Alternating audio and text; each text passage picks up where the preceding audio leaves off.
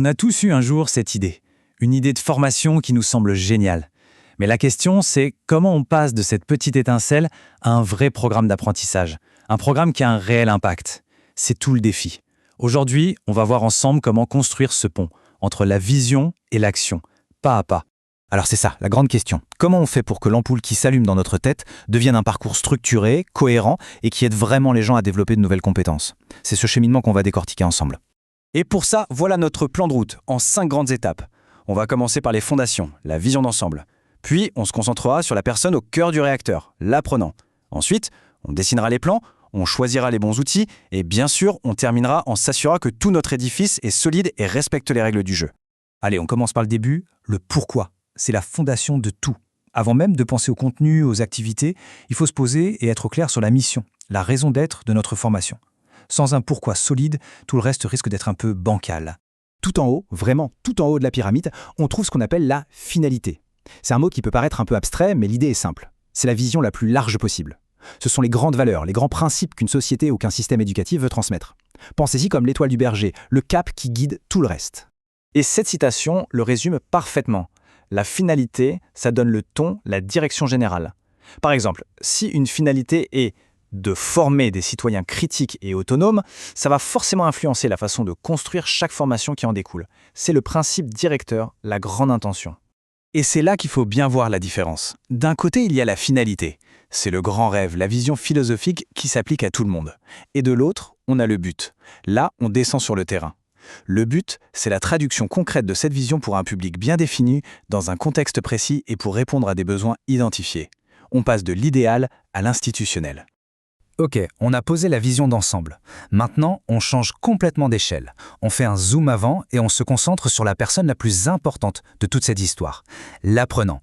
Parce qu'au bout du compte, une formation n'a de sens que si elle produit un changement tangible pour la personne qui la suit. Et ça, c'est un changement de perspective qui est absolument fondamental. L'objectif pédagogique, ce n'est pas une liste de choses que la personne va savoir.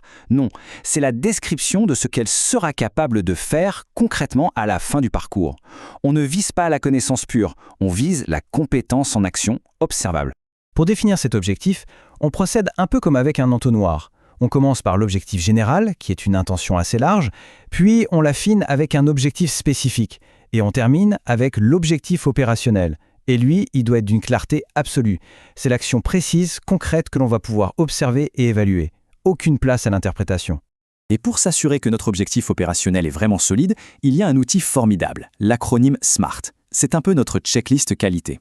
Chaque lettre nous oblige à vérifier que notre objectif est bien spécifique, mesurable, atteignable, réaliste et défini dans le temps.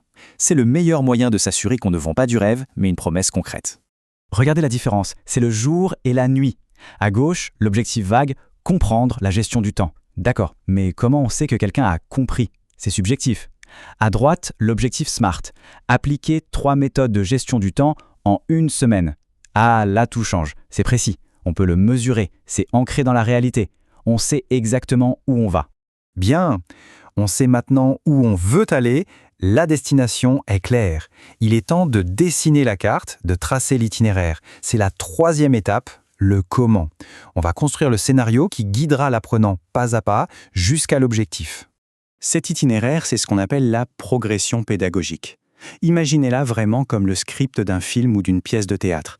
On ne se contente pas de lister les thèmes, on organise les séquences dans un ordre logique, on prévoit les activités, les transitions, les moments de pause. Tout doit s'enchaîner de manière fluide pour que l'apprentissage se fasse naturellement. Et pour chaque séquence de ce scénario, on a un document encore plus détaillé, la fiche de préparation. Ça, c'est le GPS du formateur pour chaque session. Tout y est minuté. Le sujet, les objectifs, les activités, le matériel, la méthode utilisée, le temps alloué à chaque phase et comment on va vérifier que les gens ont bien appris. C'est ce qui permet de passer du plan à la réalité sans rien laisser au hasard. Ok, le scénario est écrit, maintenant il faut choisir les bons outils pour le mettre en scène. On passe à la 4e étape, avec quels moyens concrets va-t-on donner vie à cette formation? D'abord, il faut choisir la modalité. Le grand classique, c'est le présentiel, tous ensemble dans une salle, génial pour l'énergie de groupe. L'opposé, c'est le distanciel, chacun apprend à son rythme, ce qui offre une grande flexibilité. Le blended learning, c'est un mélange intelligent des deux. Et puis, il y a la FEST, une méthode où on apprend directement en situation de travail. Le bon choix dépend vraiment des objectifs, du public et des contraintes. Et une fois la modalité choisie, on ouvre la boîte à outils des méthodes. On essaie de s'éloigner du vieux cours magistral où l'apprenant est passif. Ce qui marche, surtout avec des adultes, ce sont les méthodes actives. On les met en action. On leur fait faire des études de cas, des simulations, des projets en groupe. L'idée, c'est qu'on apprend beaucoup mieux en faisant soi-même qu'en écoutant quelqu'un parler. Parfait, notre projet de formation est bien ficelé, mais pour qu'il puisse voir le jour dans le monde réel, il doit s'inscrire dans un cadre très précis avec ses lois et ses modes de financement. C'est notre dernière étape et elle est cruciale.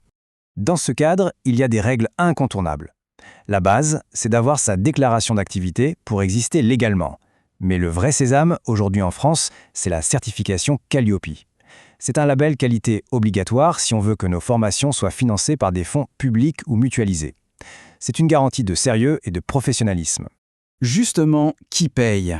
Le système est un peu complexe, mais il y a quelques grands acteurs à connaître.